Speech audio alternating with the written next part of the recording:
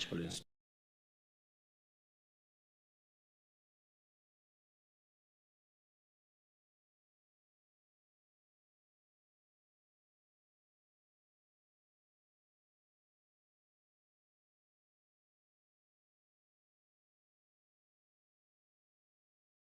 institutions.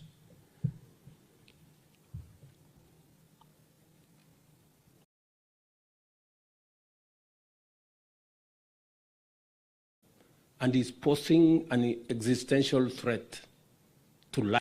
And climate change is not a cliche. It is a reality that we live with every day. As a country, we swung from a devastating drought, in 2022, where we lost close to 2.5 million livestock. Straight in 2023, and in 2024, we had a flood that again caused, damage, and we lost lives. And therefore, it is important for us to have a long-term view of how do we deal with climate change. And among the interventions that we have put in place is the whole restoration of degraded ecosystems, management of water towers, ensuring that we participate in the tree growing intervention in Kenya. And I expect that members of Ngao would lead the way and would identify areas in their localities where this exercise should go on, the restoration of degraded water towers or rangelands, and the actual growing of trees. Shortly, we are working on an intervention that will bring more workforce, more people into the space of managing the effects of climate change. We expect that you, as members of Ngao, will work with us in making sure that we have the right people to work with. We will be mobilizing maybe close to 100,000 young people to provide necessary interventions around management of climate change. And I look forward to working with you in a manner that will help us manage the effects of climate change. As has been said here, the issue of substance abuse and alcoholism, second generation dangerous brews, is damaging and destroying families. And a whole generation is at risk. And it is our responsibility as government, and you take the front line in making sure that in your localities, you must go out of your way to make sure that we take control of this situation and deal firmly and decisively with the menace of substance abuse, alcoholism, all these dangerous, poisonous substances and brews that our citizens are being subjected to. I know there is a lot of pushback from all manner of quarters, but fighting substance abuse and alcoholism is a war we must win. It is the only way we are going to save a generation of Kenyans, and we are going to protect our families. On this, ladies and gentlemen, each and every one of us must be held to account. I sometimes get very discouraged when I go to places and you find some of our national government administration officials, you know, in a situation that you can clearly know that they have, unfortunately, they are victims of substance abuse. It sends the very wrong signal. You cannot tell people not to be drunk when you are drunk. It simply doesn't make sense. You know? So really, I agree that there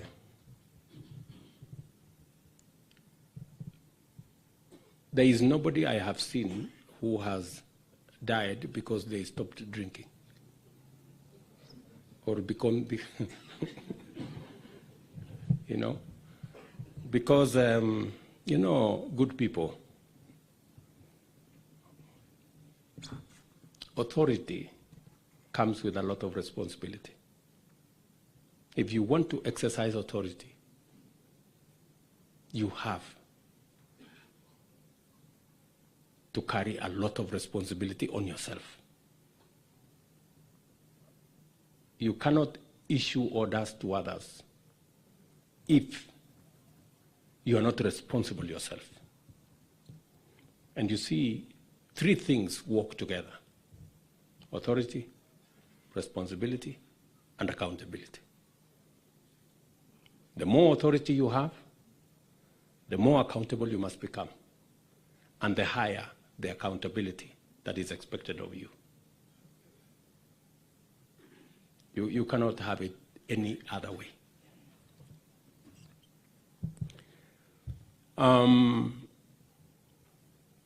We have a lot of other government programs that are going on.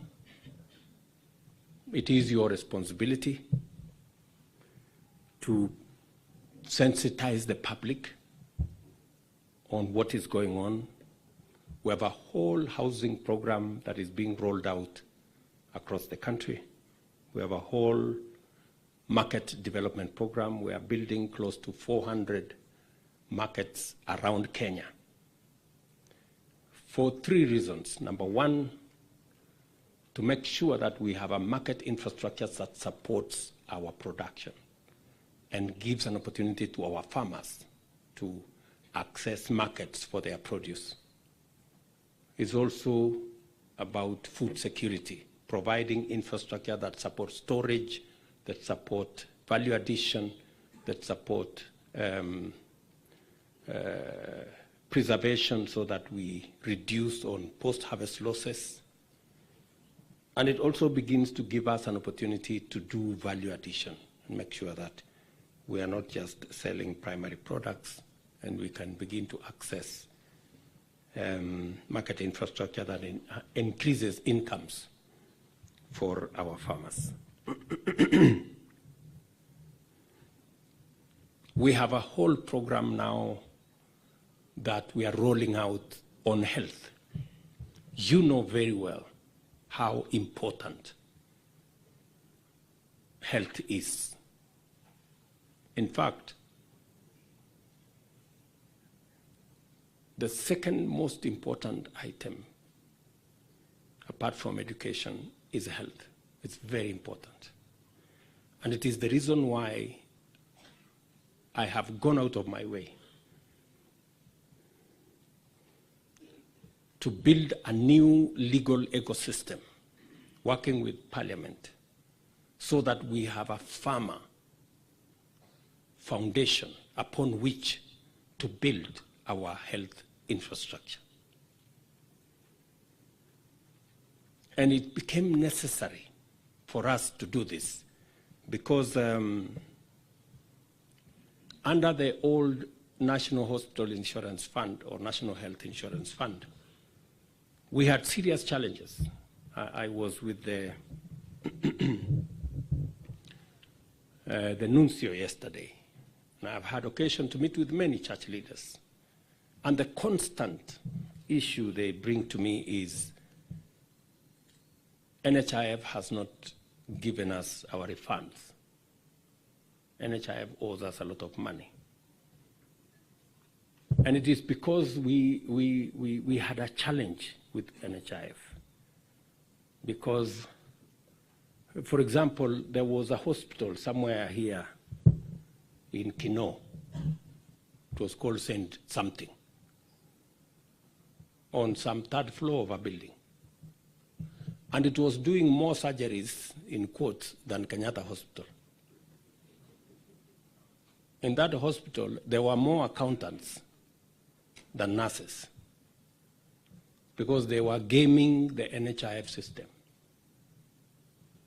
And that is how we must re-engineer that whole space, digitize the whole ecosystem, so that we can bring more accountability into that space.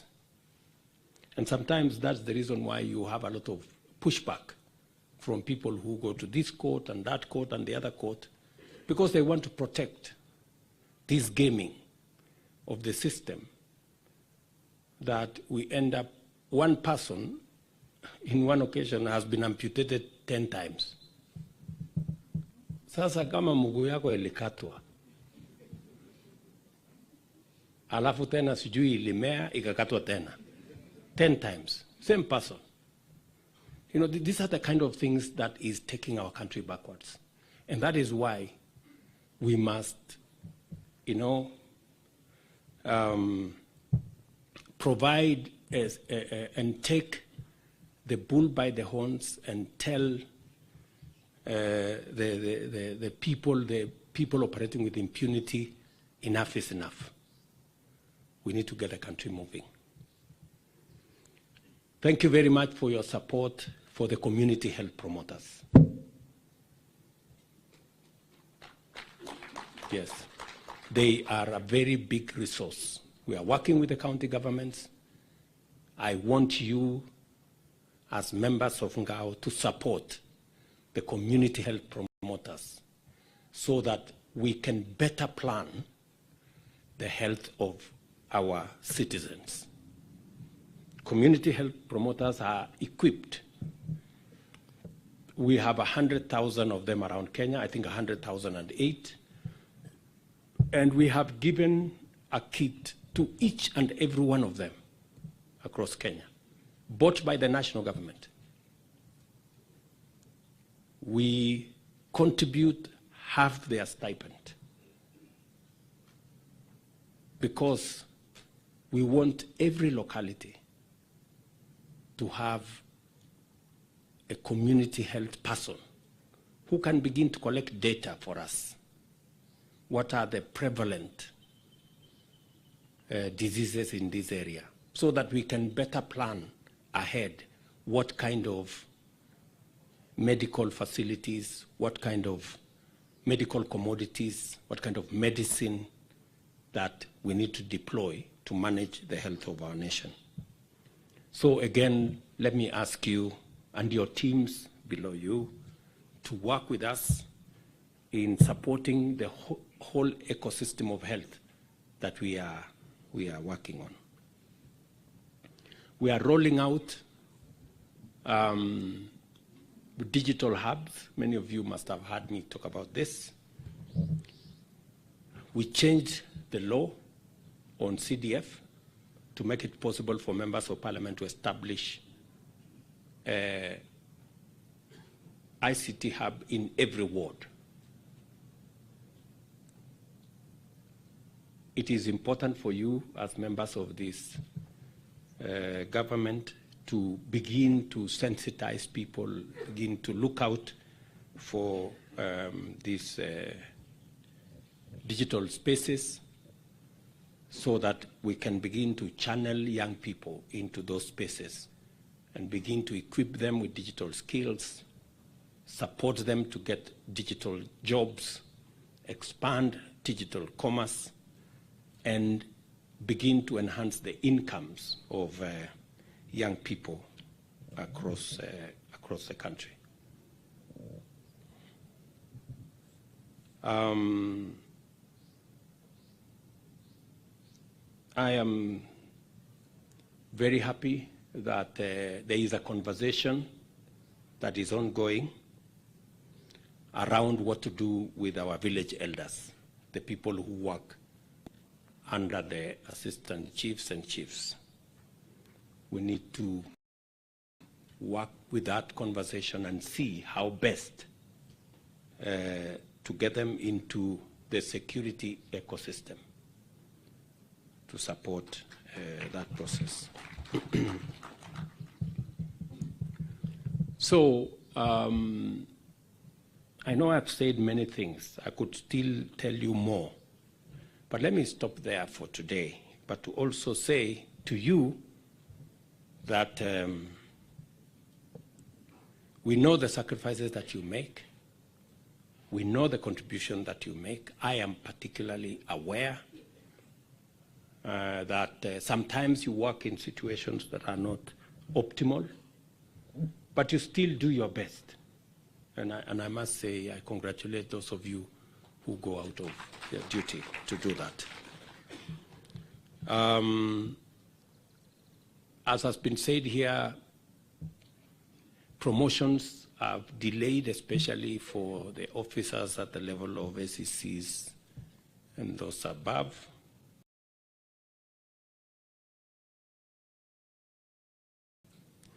For about 7 years, and happy that the first cohort of about 400 are completing their training in the next couple of days, and the next cohort of another 400 will be reporting immediately thereafter.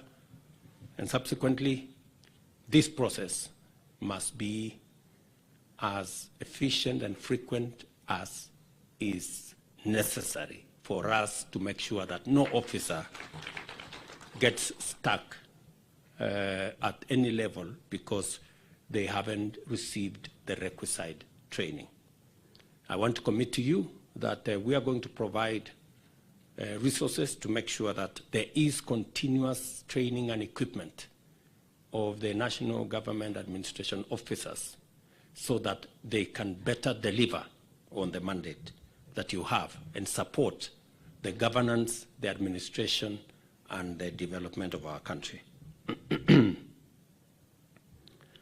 I know that, as has been said, that there is need also to provide for mobility of officers.